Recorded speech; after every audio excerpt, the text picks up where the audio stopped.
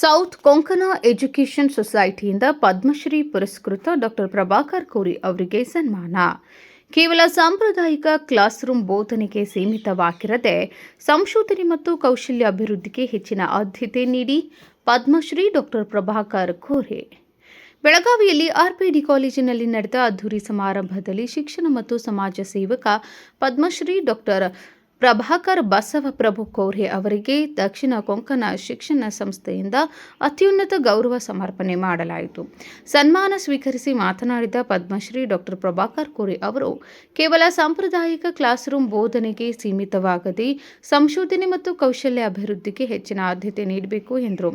ಬೆಳಗಾವಿಯ ಟಳಕವಾಡಿಯಲ್ಲಿರುವ ಆರ್ಪಿಡಿ ಕಾಲೇಜಿನ ಆರ್.ಕೆ. ದೇಸಾಯಿ ಸಭಾಂಗಣದಲ್ಲಿ ಇಂದು ಪದ್ಮಶ್ರೀ ಡಾಕ್ಟರ್ ಪ್ರಭಾಕರ್ ಕೋರೆ ಅವರಿಗೆ ದಕ್ಷಿಣ ಕೊಂಕಣ ಶಿಕ್ಷಣ ಸಂಸ್ಥೆಯ ವತಿಯಿಂದ ಅದ್ದೂರಿ ಸನ್ಮಾನ ಕಾರ್ಯಕ್ರಮ ಜರುಗಿತು. ಕಾಲೇಜಿನ ಪ್ರಾಚಾರ್ಯರಾದ ಡಾಕ್ಟರ್ ಅಭಯ್ ಪಾಟೀಲ್ ಮುಖ್ಯ ಅತಿಥಿಗಳನ್ನು ಪರಿಚಯಿಸಿದರೆ ಎಸ್ಕೆಇ ಸೊಸೈಟಿಯ ಸದಸ್ಯರಾದ ಆನಂದ್ ಸರಾಫ್ ಅವರು ಶ್ಲಾಘನಾ ನುಡಿಗಳನ್ನು ಆಡಿದರು. ತದನಂತರ ನಡೆದ ಮುಖ್ಯ ಸನ್ಮಾನ ಕಾರ್ಯಕ್ರಮದಲ್ಲಿ ಸಂಸ್ಥೆಯ ಅಧ್ಯಕ್ಷರಾದಂತಹ ಡಾಕ್ಟರ್ ಕಿರಣ್ ಠಾಕೂರ್ ಅವರು ಡಾಕ್ಟರ್ ಪ್ರಭಾಕರ್ ಕೋರೆ ಅವರಿಗೆ ಶಾಲು ಹೊದಿಸಿ ಸ್ಮರಣಿಕೆ ಹಾಗೂ ಪುಷ್ಪಗುಚ್ಛ ನೀಡಿ ಗೌರವಿಸಿದರು. ಇದೇ ವೇಳೆ ಪ್ರೊಫೆಸರ್ ಚಾರುಶೀಲಾ ಬಾಳಿಕಾಯಿ ಅವರು ಗೌರವ ಮಾನಪತ್ರವನ್ನು ವಾಚಿಸಿದರು ಮತ್ತು ಕೋರೆ ಅವರ ಜೀವನ ಸಾಧನೆಯ ವಿಶೇಷ ಆಡಿಯೋ ವಿಜುವಲ್ ಪ್ರಸ್ತುತಿಯನ್ನು ಪ್ರದರ್ಶಿಸಲಾಯಿತು. ಸನ್ಮಾನ ಸ್ವೀಕರಿಸಿ ಮಾತನಾಡಿದ ಡಾಕ್ಟರ್ ಪ್ರಭಾಕರ್ ಕೋರೆ ಅವರು, ಹಿಂದೆ ಧರ್ಮಾರ್ಥ ಉದ್ದೇಶ ಹೊಂದಿದ್ದ ಶಿಕ್ಷಣ ಸಂಸ್ಥೆಗಳು ಇಂದು ಫ್ಯಾಮಿಲಿ ಟ್ರಸ್ಟ್ಗಳಾಗಿ ಬದಲಾಗುತ್ತಿದ್ದು ಡೊನೇಷನ್ ಹಾವಳಿಯಿಂದ ವ್ಯವಸ್ಥೆ ಹಾಳಾಗುತ್ತಿದೆ. ಇದರಿಂದ ಶಿಕ್ಷಣ ಸಂಪೂರ್ಣ ಲಾಭದಾಯಕ ವ್ಯವಹಾರವಾಗಲಿದೆ ಎಂದು ಬೇಸರ ವ್ಯಕ್ತಪಡಿಸಿದರು. ಕೇವಲ ಸಾಂಪ್ರದಾಯಿಕ ಕ್ಲಾಸ್ ರೂಮ್ ಬೋಧನೆಗೆ ಸೀಮಿತವಾಗದೆ ಸಂಶೋಧನೆ ಮತ್ತು ಕೌಶಲ್ಯ ಅಭಿವೃದ್ಧಿಗೆ ಹೆಚ್ಚಿನ ಆದ್ಯತೆ ನೀಡಬೇಕು ಎಂದ ಅವರು, ಇದಕ್ಕಾಗಿ ತಾವು 10 ಕೋಟಿ ರೂಪಾಯಿ ವೆಚ್ಚದಲ್ಲಿ ಅಮೆರಿಕನ್ ತಂತ್ರಜ್ಞಾನದ ಸುಧಾರಿತ ಲೈವ್ ಬಾಡಿ ಲ್ಯಾಬ್ ಸ್ಥಾಪಿಸಿ ವಿದ್ಯಾರ್ಥಿಗಳಿಗೆ ಹಾಗೂ ಪೊಲೀಸ್ ಸಿಬ್ಬಂದಿಗೆ ಪ್ರಾಯೋಗಿಕ ತರಬೇತಿ ನೀಡುತ್ತಿರುವುದನ್ನು ವಿವರಿಸಿದರು.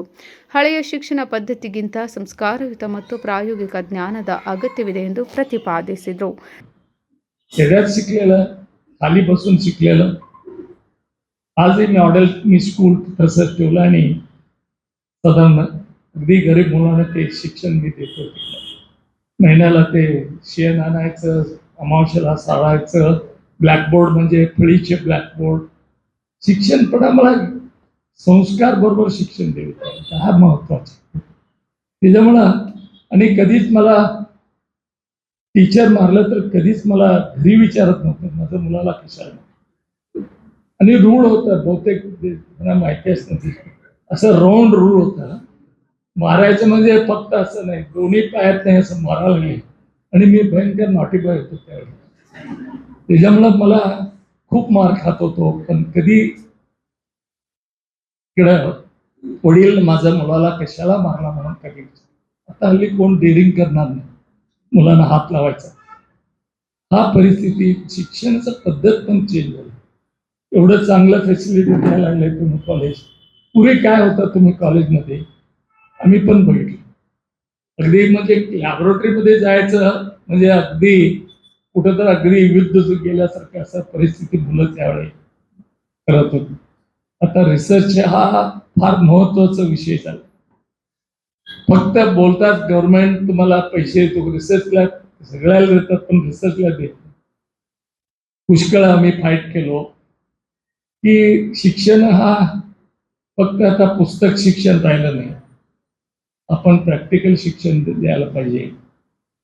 त्याच्यामुळे आम्हाला मग ते परवडत नाही, आमच्या शिक्षण संस्थेला परवडत नाही. तेवढं खर्च करायचं, तेवढं इक्विपमेंट आणायचं, तेवढं हे करायचं.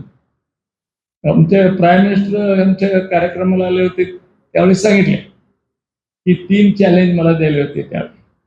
एक तर तुमच्या मुलं शिक्षण बरोबर खेळायला ऑलिम्पिकमध्ये एक तर केलीचं मुलगा यायला पाहिजे.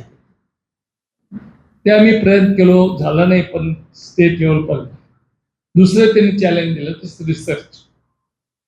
मला माहिती आहे रिसर्चला आमच्या प्रायव्हेट कॉलेजेस तुमचं एवढं चांगलं असलं तरी आमचे बाबू लोक कुठे प्रायव्हेट कॉलेजला पैसे द्यायला अडवा मारतात हे मला माहिती आहे. म्हणजे IAS ऑफिसर म्हणजे एक प्राईम मिनिस्टर त्याला माहिती आहे की शिक्षण ह्याच्यात रिसर्चला पैसे जायला पाहिजे. त्याच्यामुळे जगामध्ये मी सगळीकडे बघितलो शिक्षण हा अंडर ग्रॅज्युएट आणि ग्रॅज्युएट मेडिकल असू दे, इंजिनिअरिंग असू दे, India is the best. There is no question, there is no question. तिकडे कशासाठी जातात? रिसर्च. आता अमेरिकेला जायचं पोस्ट ग्रॅज्युएशनला रिसर्चसाठी जातात. त्याच्यामुळं रिसर्चला आम्हाला गव्हर्नमेंटने कधीच जेव्हा मदत करायला सुरू करते, व्यवस्थित लॅब एस्टॅब्लिश करायचं, त्याच्यात रिसर्च सेपरेट रिसर्च लोकांना आणायचं. मी आता रिसर्च सेंटर मी दरवर्षी कमीत कमी सॅलरी आणि हे दरवर्षी मी 1.5 कोटी रुपये खर्च करतो. दोघं पद्मश्री गव्हर्नमेंट ऑफ इंडिया मध्ये असलेले मी त्यांना ऑनंतर रिटायर करून तिथं आणलं. ते रिसर्च मी केव्हाही लोक आहेत, प्रोफेसर वगैरे आहेत, केव्हाही जाऊन आणि बाहेरच्या सगळ्यांना आम्हाला परवानगी दिली फॅसिलिटीज यूज करायला. लॅब एस्टॅब्लिश केलंय, मोठं लॅब एस्टॅब्लिश केलंय.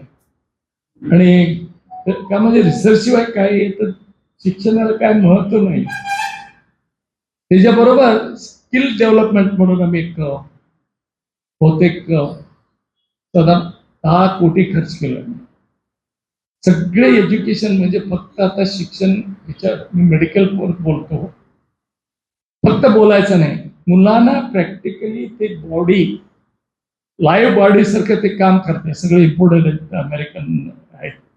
म्हणजे बेबी डिलिव्हरी, इंजेक्शन कसं द्यायचं, बीपी कसं होते, इट शोज ऑटोमॅटिकली. आम्ही त्याच्याचे हार्ट अटॅक आला तर काय बेसिक ते करायचं, आम्ही पोलीस लोकांना ट्रेनिंग द्यायला लागले. असं ते मुलांना एकदा घेऊन बघण्यासारखं आहे. मेडिकल कॉलेजमध्ये 2 फ्लोर केलेले आहे.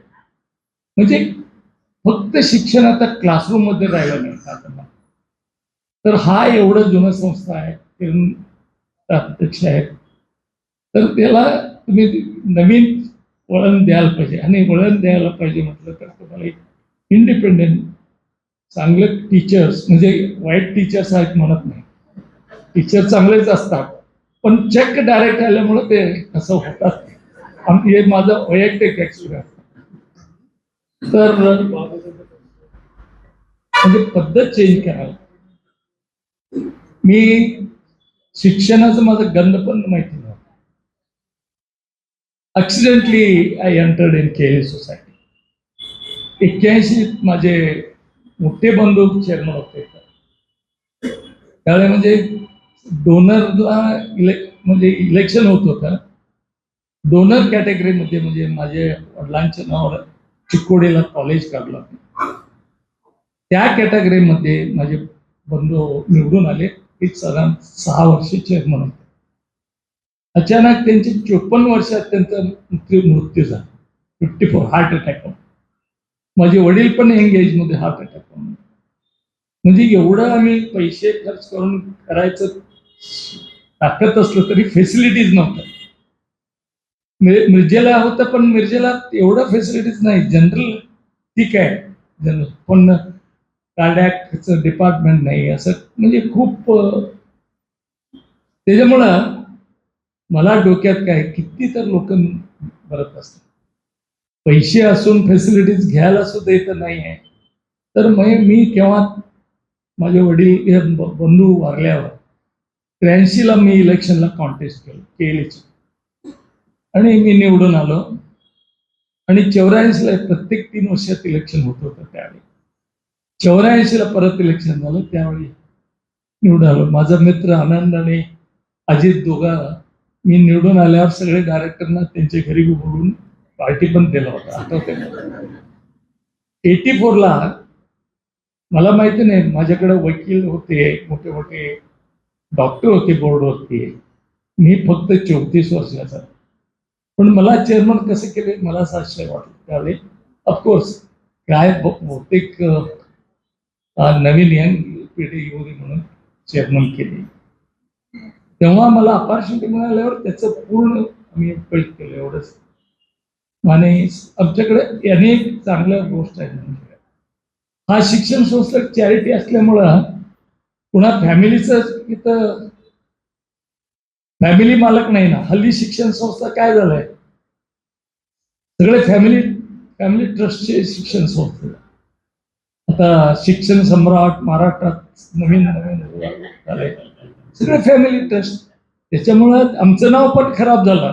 ते पैसे घेतात, डोनेशन घेतात, आमचं पण नाव खराब झालं. चांगलं चालवणारे तुमच्यासारखे संस्था, पण काय करणार. त्या परिस्थितीत आता शिक्षण संस्था पूर्ण, आता अदानी नागपूरमध्ये दत्ता मेघेंचं मोठं कॉलेज होते, मेडिकल कॉलेज, ते वारले. त्यांनी मेडिकल कॉलेज खरेदी केलं 2000 कोटी. आता कंपनीवाले इथं शिक्षण संस्थेमध्ये घुसले. तो आता विचार करतोय म्हणे अख्खा इंडियामध्ये त्यांनी 200 कॉलेज काढायचं, आणि तो कॉर्पोरेशन एंट्री झाला तर ते काय चॅरिटी करणार आहेत काय. प्रॉफिट असल्यावर असं शिवाय काय करणार नाही. म्हणून हा शिक्षणचं पद्धत चेंज व्हायला. आम्ही पुष्कळ वेळा गव्हर्नमेंटच्या त्यांना सांगितलं की मी कमिटीमध्ये शिक्षण याच्यात कमिटीमध्ये असताना तुम्ही फ्री द्या सगळे प्रायव्हेट कॉलेज. हा देशामध्ये प्रायव्हेट कॉलेज, प्रायव्हेट स्कूल गव्हर्नमेंटनी काय केलं नाही ते काम आम्ही केलं. आम्ही शिक्षण संस्था चॅरिटी म्हणून काढलेत सगळे. पूर्वी कोणी फॅमिलीज तुम्हाला संस्था मिळत नव्हते. आम्हाला फ्री द्या, एवढा रिस्ट्रिक्शन घालू नका. प्रत्येक गोष्ट तुम्ही असंच राहायला पाहिजे. तुमचं युनिव्हर्सिटी सिलेबस किती जुना आहे. कोण आता BA ग्रॅज्युएट होऊन काय करतोय, त्याला काय. ನಂತರ ಸಂಸ್ಥೆಯ ಅಧ್ಯಕ್ಷರಾದ ಡಾಕ್ಟರ್ ಕಿರಣ್ ಠಾಕೂರ್ ಅವರು ಅಧ್ಯಕ್ಷೀಯ ಭಾಷಣ ಮಾಡಿದರು. Vinod Kolkar, KMM news, Belagavi.